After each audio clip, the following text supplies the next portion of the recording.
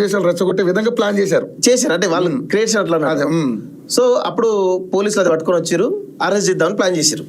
So మనం అప్పుడు ఏం చేసామంటే మేము పోచంపల్లి దగ్గర ఉండే ఇమీడియట్ గా ఎల్బీనా చుట్టుపక్కల ఉన్నటువంటి మా అడ్వకేట్లకు, మా మిత్రులు, జర్నలిస్ట్ మిత్రులు అందరూ పంపిస్తే అక్కడ కొంత గలాట్ అయింది. గలాట్ అయిన తర్వాత మీరు ఖచ్చితంగా రావాల్సిందంటే, లేదు ఆయనకు ఇంట్లో ఫంక్షన్ ఉంది, ఓకే 2 రోజులు టైం ఇవ్వండి, మేమే తీసుకొస్తామని చెప్పేసి అడ్వకేట్స్ మేమందరం కలిసి మళ్ళొకసారి ఫోర్స్ చేయడంతో వాళ్ళు చెప్పి వెళ్ళిపోయారు.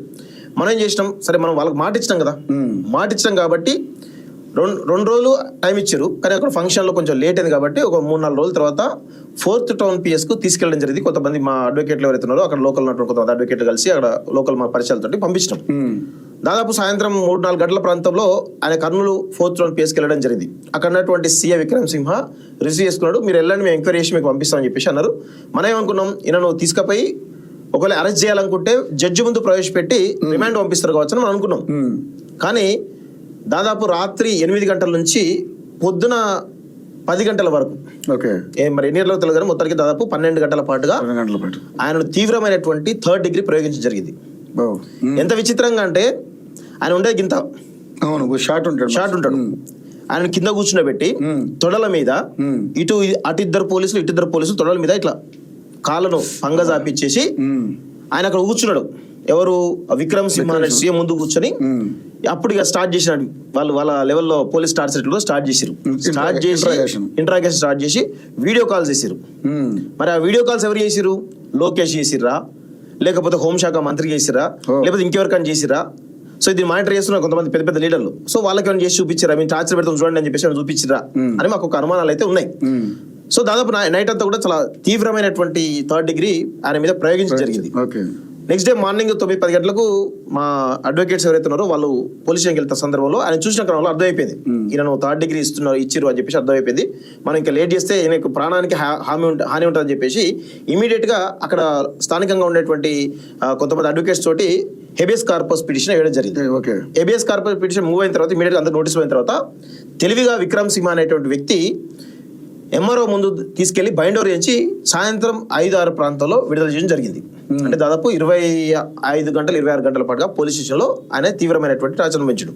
దీనిలో విచిత్రం ఏంటంటే, ఆ విక్రమ్ సింహ అనేటువంటి CI ఎవరైతే ఉన్నారో ఈయనను కొడుతూ తెలంగాణ కించపరిచే విధంగా మాట్లాడాడు.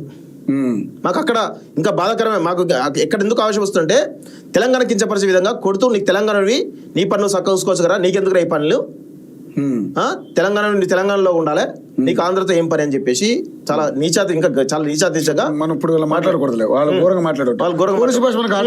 అర్థమైపోయింది. అట్లా తెలంగాణను కించపరిచే విధంగా మాట్లాడని చెప్పేసి KVR మాతో చెప్పడం జరిగింది. అయితే అక్కడ దాదాపు 6-7 ప్రాంతాల్లో జనరల్ గా హెబియస్ కార్పస్ పిటిషన్ వచ్చిన తర్వాత కోర్టులో సబ్మిట్ చేయాలి ఈ అబ్బాయిని.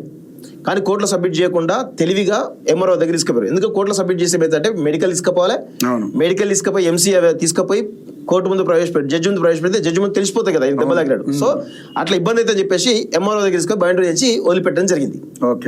సో మాకు అప్పుడే అనుమానం వచ్చింది, ఇది ఎట్లయినా సరే దీన్ని కొంచెం ఫిరప్ చేయాలని చెప్పేసి మేము అనుకొని, నువ్వు అక్కడ కర్నూలులో ఉండకు, ఇమీడియట్ గా మన తెలంగాణకి రమ్మని చెప్పేసి మేము చెప్పినాం. తెలంగాణకు వచ్చిన తర్వాత గద్వాల్ రాగానే అక్కడ స్థానికంగా ఉండేటువంటి గవర్నమెంట్ హాస్పిటల్ తీసుకెళ్లి MC చేయించడం జరిగింది. చాలా క్లియర్ గా అందులో ఉన్నది, పోలీస్ టార్చర్ వల్ల ఈయన దెబ్బలు తాకినాయి అని చెప్పేసి క్లియర్ గా ఆ యొక్క మెడికల్ రిపోర్ట్ లో ఉండడం జరిగింది. సో దాని తర్వాత ఆయన ఇక్కడికి వచ్చిండు. దాదాపు 15-20 రోజుల పాటుగా ఆయన ఒక మానసికమైనటువంటి వేదన అనుభవించిండు. అంటే ఎట్లా అంటే, తిందామంటే తిండి పోతలేదు, ఇక్కడ బయటికి వెళ్దామంటే బయటికి వెళ్ళే పరిస్థితి, ఎవరైనా చూసినా కానీ మనల్ని కొట్టడానికి వస్తుండ్రా అనేటువంటి ఒక భయానకమైన పరిస్థితిలో దాదాపు 15 రోజులు. సో ఒక పిచ్చి పట్టిన వ్యక్తిలాగా మారిండు. సో తర్వాత మాలంటలం కలిసి కొంచెం ధైర్యం చెప్పి నీకేం కాదు మేము ఉన్నాం కదా అని చెప్పి కొంచెం మళ్ళీ న్యూట్రలైజ్ చేసి ప్రయత్నం చేసాం. తర్వాత కొంత కాలానికి సెట్ అయ్యిండు. సో సెట్ అయ్యి మళ్ళీ స్టోరీ స్టార్ట్ చేసుకున్నాం. దాని తర్వాత అక్కడ కోర్టులో ఈయనకు సంబంధించినటువంటి ఏదైతే కేసు మీద మీరు అరెస్ట్ చేయొద్దు అని చెప్పేసి చాలా సీరియస్ గా మొట్టికాయలు వేసింది, విచారణ కూడా చేయొద్దు అని చెప్పి చాలా స్పష్టంగా చెప్పింది. సో దాని తర్వాత మళ్ళీ ఫ్రైడే రోజు మొన్న శుక్రవారం రోజు మళ్ళీ ఎక్కడ ఇది విజయనగరం బొబ్బిలి సంబంధించినటువంటి విషయం, విజయనగరం ఉత్తరాంధ్రకు సంబంధించిన. ఇక్కడ నుంచి మేము లొకేషన్ చూస్తే దాదాపు 15 నుంచి 16 గంటల సమయం పడుతుంది జర్నీ, 1000 కిలోమీటర్ ఉంటుంది. సో అక్కడ నుంచి ఒక దళిత సమాజ వర్గం సంబంధించిన ఒక వ్యక్తి కేసు పెట్టిండట అని చెప్పేసి ఒక పోలీస్ స్టేషన్ లో కేసు బుక్ అయింది. ఏం కేసు పెట్టిండ్రు, చాలా విచిత్రంగా ఉంటుంది. అంటే ఒక ప్రభుత్వం చేస్తున్న తప్పుల పైన మాట్లాడితే వాటిని వక్రీకరించి ఆ అర్థాలు వక్రీకరించి వీళ్ళు రాజ్యాంగాన్ని కించపరుస్తావా అని చెప్పేసి దేశద్రోహం కేసు పెట్టడం జరిగింది. దేశద్రోహం కేసు ఎవరు పెడతారండి? టెర్రరిస్టులకు లేకపోతే మావోయిస్టులకు వాళ్ళకు వీళ్ళకు పెడతారు. జనరల్ గా మావోయిస్టు సంబంధం దేశానికి సంబంధించిన సీక్రెట్ వేరే వాళ్ళకి పెడితే దేశద్రోహం కేసు వేస్తారు. కానీ విచిత్రంగా ఏంటంటే ఒక ఆంధ్రప్రదేశ్ రాష్ట్రంలో పాలసీలను తప్పు పట్టినందుకు ఆయన పైన దేశద్రోహం కేసు పెట్టారు. ఎంత విచిత్రంగా అంటే ఇది నేను చెప్పలేని పదం. ఎఫ్ఐఆర్ లో నేను చెప్పను కానీ చూపిస్తా. అక్కడ జరిగింది ఏంది? విజయనగరం బడంగి పిఎస్, అది బొబ్బిలి దగ్గరలో ఉంటది, బొబ్బిలి రూరల్ అనుకుంటది. సో ఇది ఇగో 150 to 197 సెక్షన్స్. దీనిలో 152 అనేది దేశద్రోహం కింద నమోదైనటువంటి సెక్షన్. మిగతా ఇంకొకటేమో 197, 296, 353. దీనిలో ఒకటి లైంగిక వేధింపులకు సంబంధించినటువంటి కేసు. అంటే అది చెప్తా నేను క్లియర్ గా. సో ఇది కండి రమేష్ అని చెప్పేసి అక్కడ స్థానికంగా ఉండేటువంటి ఒక మాదిగ సామాజిక సంబంధించినటువంటి వ్యక్తితో కేసు పెట్టారు. దళిత సామాజిక సంబంధించిన వ్యక్తితో కేసు పెట్టారు, కేవీ రెడ్డి. సో ఇలా ఎఫ్ఐఆర్ లో చూద్దాం ఒకసారి క్లియర్ గా. ఇక్కడ ఏం రాసిరు ఒకసారి చూద్దాం. మీకు నేను ఎక్కువ డీటెయిల్ గా పోను. సో బడంగి విలేజ్ ఇదంతా దానికి సంబంధించినటువంటి కంప్లైంట్ నేమ్ ఇవన్నీ ఉన్నాయి. So reported that today while browsing YouTube on 10th 04/2016 white link ఇది ఉంది కదా.